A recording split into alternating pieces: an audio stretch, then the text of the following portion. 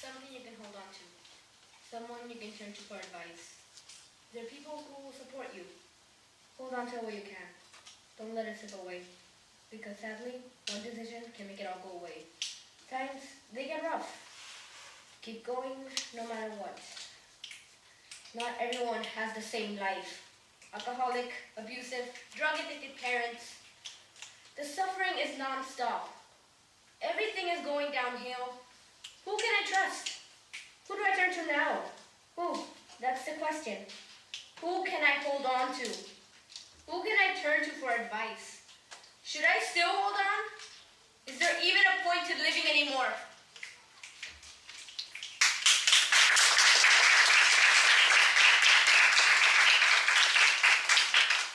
The name says Joseph.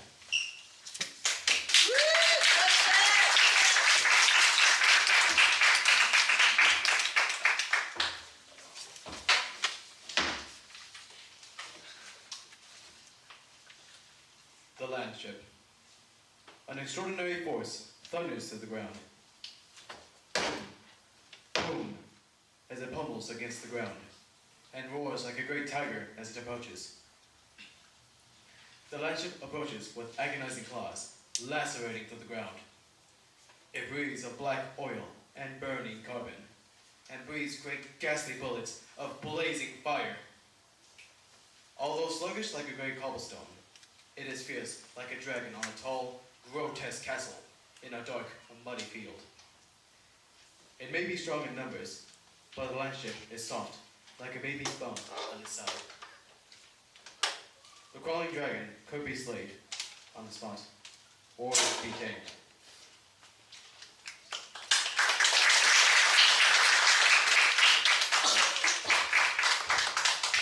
Thank you, Joseph.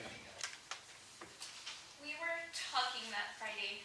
Monday came, and you weren't there. I tried yelling out your name, but you didn't respond. I didn't believe them. They were spitting out lies. No matter how much I searched for you throughout the school, running through the hallways, my eyesight started getting blurry. A single tear streamed down my face. A single tear made me come to a realization that you were gone, and nothing I could do could ever bring you back. You could never live the future that was ahead of you. But destiny can be a bitch sometimes.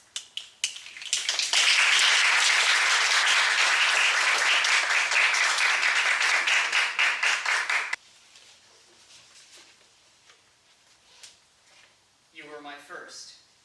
No one touched me the way you did. No one left their mark on me the way you did. My first tattoo artist. For my first tattoo, I walked into the shop and explained my idea, and you were the most excited to do it, and that just made me so happy because it meant you would put your heart into this, the design. 3 dinosaurs, my favorite and my brother's favorites. Below each dino, a word.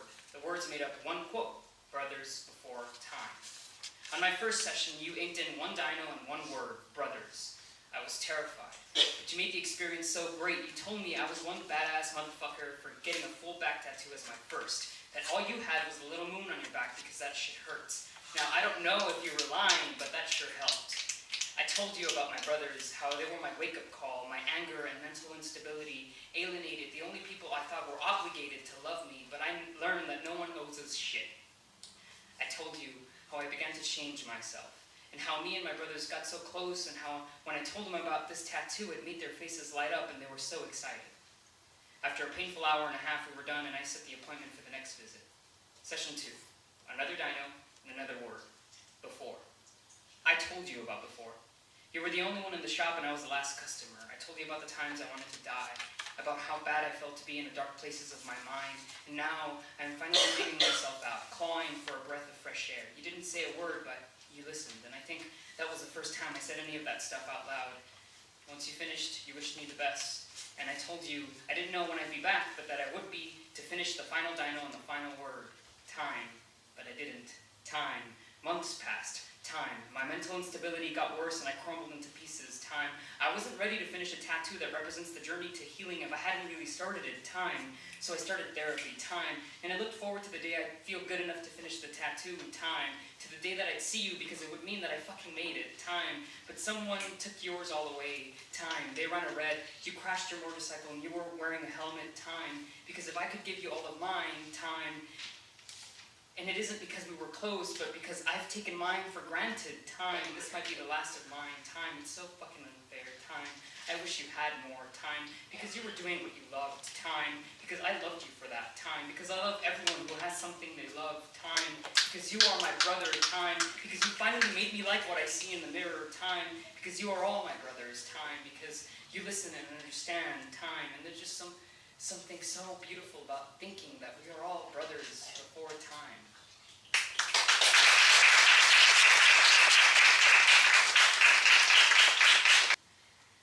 Let me paint for you a picture in English classroom. 30 students, 10 of them boys. A girl in this class is friends with all of these boys, and yet she is their entertainment. She is their feminazi who talks too much. She talks too much because the 19 other girls in the class don't talk. She's a girl who debates with the old male teacher about things about climate change and feminism, things he says doesn't exist. He doesn't believe in them. These 10 boys say they are neutral. They don't say feminist with as much pride as they say the word fuck. I am tired of having to educate. I am tired of getting ignored by the boys who are meant to be my friends. I'm tired of choking down my words like pills when they cut me off. I can hear myself saying, I wasn't finished. But I never do. I wish I had. I wish I didn't have to educate. I wish I didn't have to be the one girl who tells all the teenage boys that when girls say no, they aren't playing hard to get. They're not fucking interested. I wish I wasn't the girl. I wish I didn't have to be their entertainment. I wish feminism wasn't entertainment. I wish feminism wasn't a punchline. I wish feminism didn't have to be feminism in the first place.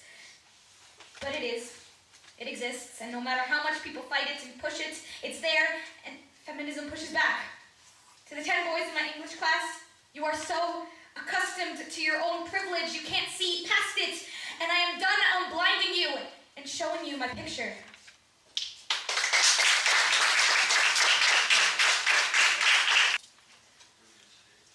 Dear Betrayal, I never understood why the things you did, but I never seemed to question it.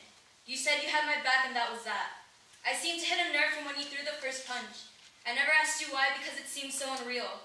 How can someone like you who was so nice and friendly hit me this hard?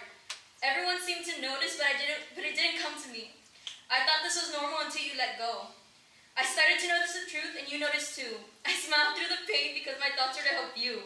Why is all I ask? I just want the truth. You said I was stupid and told me I needed it, and that's when my mind gave up and I started to believe it. People told me you were wrong, but I didn't want to hear it. I finally gave up and started thinking, what you were saying, could it be true? I never thought to myself, could I stop this? But now that I think about it, I know I can. I know what you're doing is wrong and I don't want to go through it. It brings me pain and worst of all, memories that won't go away. I finally confront you and tell you it's over. I come with power that not even you can stop. You say you're sorry, but do you mean it? I may say it's okay, but do you think your sins are forgiven? You changed the person I wanted to be and brought out someone no one wanted.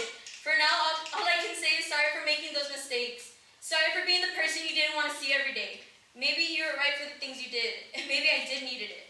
I'm sorry for the things I caused, but what you put me through is a betrayal I won't forget. Sincerely, the girl you changed.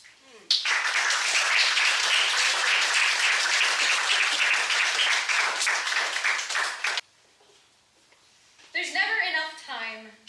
Now, this isn't about some love. 86,400 minutes are the minutes in one school year on average. 86,400 minutes are wasted sitting in a desk listening to teachers talk.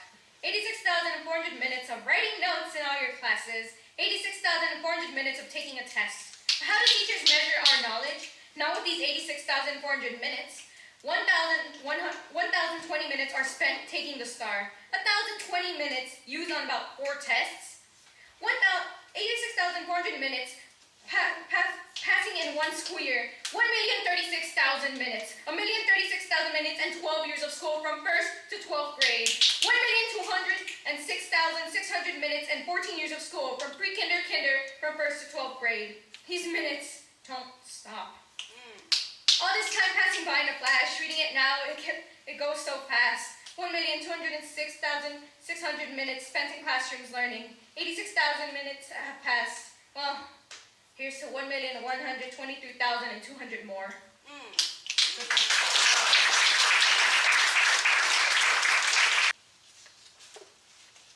When I was young, I used to walk around the house without a shirt on. Estaba plan y flaca, no le interesaban los hombres. Until one day my grandmother scolded at me for walking around like that and said, "No estés caminando así, no vaya a ser que se le meta el diablo a alguien." I never knew who El Diablo was. To this day, I get scolded at for wearing shorts too short, crop tops too small, being put as an object in the world that people need to look at. I can't walk down the sidewalk of my house without someone honking at me as if I were a moving car, or calling me names like "Oye chiquita," as if that were my name, or the como si fuera una perra, all by 30 or 40-year-old men. No me contestes. I was brought up not to speak unless spoken to, not voice my opinions because they make me less beautiful. Don't look men in the eyes, but you should be scared of what they might do. Is this how girls should be? I can hear my grandmother in the back of my head. No estés vestida así. For every time I get catcalled and she is constantly talking. Calladita, se mira más bonita, but how long can I keep my silence? For I have met El Diablo, and he has kept me quiet for too long. Too many girls have been quiet for too long. Se te queda mirando, pero no le digas nada. Having to switch seats with my mother because a man is eating me up with his eyes. I'm only 16 porque se me quedan mirando, gritando, ese cuerpazo. I never felt comfortable with my body, scared that somebody is always looking. Ojalá que no te den un susto por andar así. Yesterday, a man drove up next to me and my friend asking for a threesome. El Diablo was in his aura. El Diablo lives in the body of a man trying to feel up a girl in el metro. El Diablo lives in my friend's boyfriend's body and I'm not allowed to talk to her. El Diablo lives in a teacher who keeps looking at the girl with open shoulders, so I guess she really is a distraction. El Diablo lives in the body of a 17-year-old boy I met when I was 9.